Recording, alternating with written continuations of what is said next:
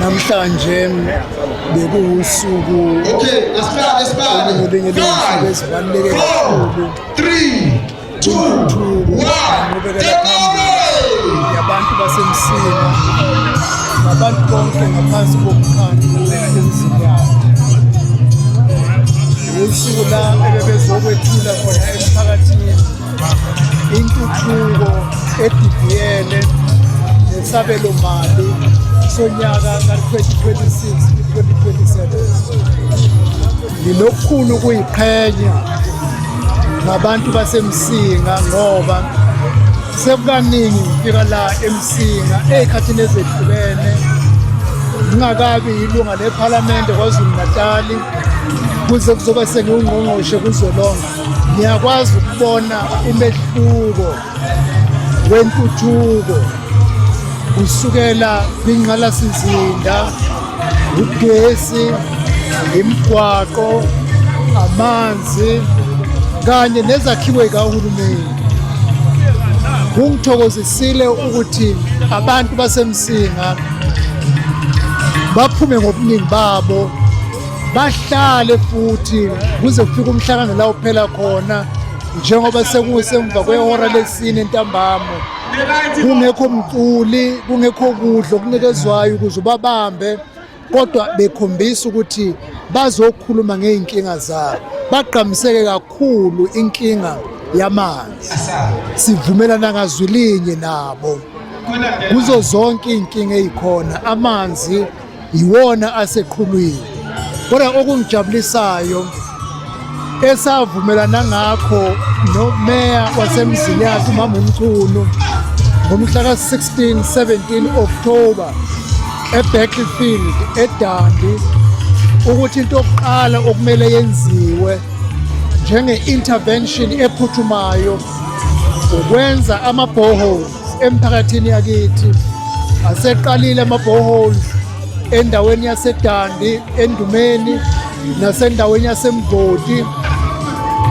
Ngizobuya-ke ngo-August ngaphansi kohlelo lwe-District Development Model, la engizobe sengibuya nabo bonke omeya ngaphansi komzinyathi, ongqongqoshe abathintakalayo, uhulumeni omkhulu nohulumeni wesifundazwe, ukuze i-DDM ingabi ukukhuluma i-theory kodwa ibe i-practicality.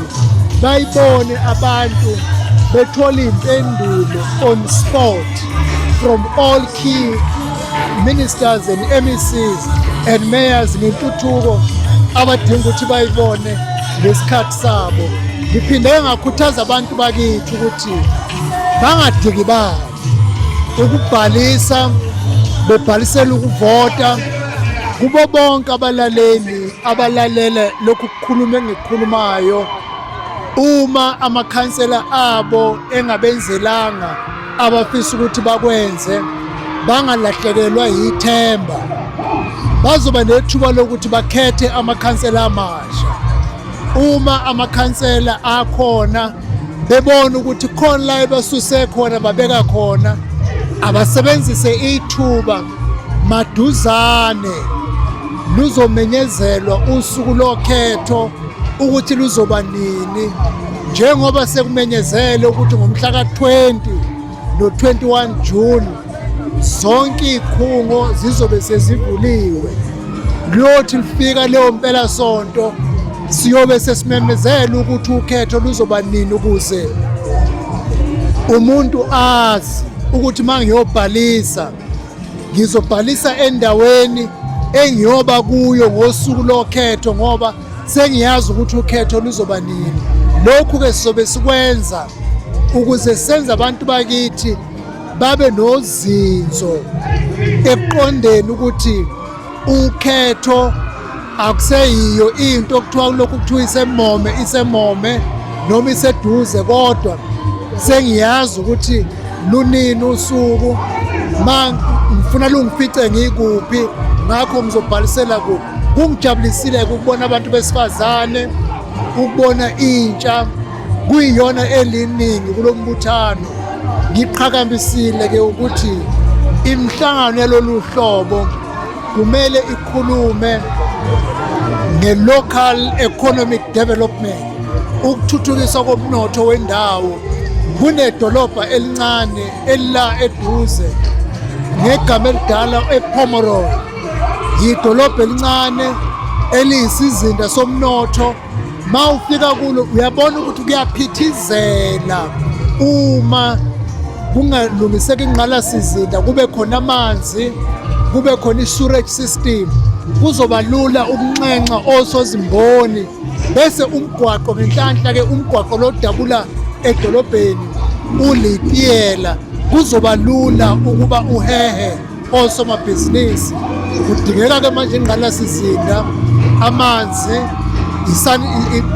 i-sewerage, ukuze uma abantu befuna ukuzokwakha izimboni eyizodala amathuba omsebenzi, bazi ukuthi amanzi akhona, indle izokwazi ukuba isuke la bezobe sebenzela khona iye la izogcinwa khona, ukuze intuthuko-ke siyibone isukuma iya phambili. Emveni kwalokho kudaleka amathuba omsebenzi, abantu bakithi bangayi ekudeni bafuna amathuba omsebenzi, kepha bawathole eduze, bavuke emakhaya, balale emakhaya, nempilo ikwazi ukuthi ibe ngcono kubantu bakithi. Mhlonishwa, uphinde wakhuluma nangale white paper le ezosiza omasipala ukuthi babe sesikhundleni kuyisona sona. Impela ngibikile emphakathini yakithi ukuthi ngenyanga kaMeyi sizobe sesiliphothula uhlelo le-white paper review losomqulu esubuyekezayo. Sifuna ukuthi wenze omasipala basisebenzele kangcono. Enye yento esizoyiphawula ibe seqhulwini uma sesiphothula ngenyanga kaMeyi June ukuthi i-funding model, ukunikezelwa kwezimali komasipala bethu akube sezingeni elingcono, ikakhulukazi omasipala abasemakhaya nomasipala akade be-previously disadvantaged. Yithuba labo manje, angithi emadolobheni abantu abahlala komasipala emadolobheni bahamba emgwaqeni yetiyela. Yithuba lokuthi imali iye komasipala basemakhaya, ukuze nasemakhaya abantu bakithi bahambe emgwaqeni elitiyela. Amanzi emadolobheni angena ezindlini, emakhaya kumele ukuthi amanzi ngokufanayo angene ezindlini. Emadolobheni uma beya endlini yangasese bangena ezindlini baflashe ngaphandle kokuphumela ebusuku phandle noma lini. Nasemakhaya kumele kube njalo. Kuyokwenzeka lokhu kuphela ngokuthi imali iye komasipala abasilele ngemuva ngenxa yokuthi basemakhaya nangenxa yokuthi bebe previously disadvantaged. Imali eningi, ingqalasizinda, imigwaqo kumele ukuthi iyise emakhaya, nakho konke okuzokwenza impilo yabantu bakithi ukuthi ibe ngcono.